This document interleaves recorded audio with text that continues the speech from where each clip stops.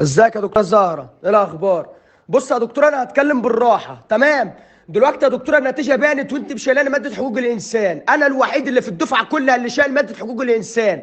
هو حد قال لك يا دكتوره ان انا هتلر؟ يعني انا قتال جوتلا ولا انا دراكولا الصعيد مش شايلاني حقوق الانسان؟ يعني اما اجي السكشن بسلاح انا ولا لما تاجر في السلاح؟ فهميني بس، ما انا مش عارف اعمل ايه ولا اقول ايه. وبعدين ده انا مغشش اللجنه كلها، ده انا البنت اللي قدام انا اللي مغششها وجايبه امتياز. يعني انا لو هجيب حاجه اجيب امتياز جدا.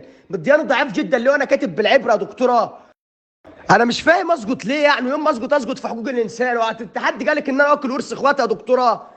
وبعدين يا دكتوره، ما انت الفيسبوك كله عندك ادعيه ولا اله الا الله. طب ما انت عارفه ربنا، هم اللي نسيتيه معايا ليه؟ مش فاهم ايه انا ده. وكل الفيس عندك جبر خاطر، ده انت ده شملت خاطري، ده انت بوظتيني خالص. حضرتك انا حل الامتحان كله صح، كاتب هم 3 اسئله مش عارف ايه هي حقوق الانسان. كتبت الحق له الانسان له الحق في المأكل والمشرب والملبس. نسيت اكتب ايه؟ انا الانسان ما يعمل، نسيت اللي اكتب الانسان ما يشخ. هتسقطيني عشان شخخت الانسان يعني ولا ايه؟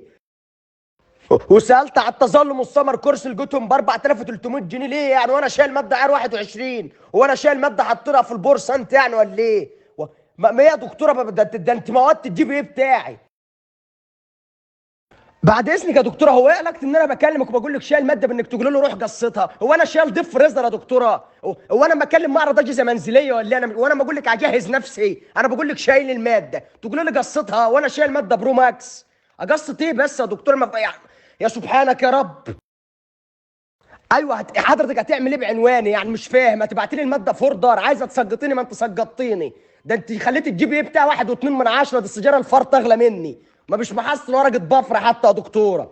الماده هعمل ايه؟ ما اديني شلتها. هتعملي لي تاني؟ هتشيليني تاني؟ هتشيليني الطين شلته.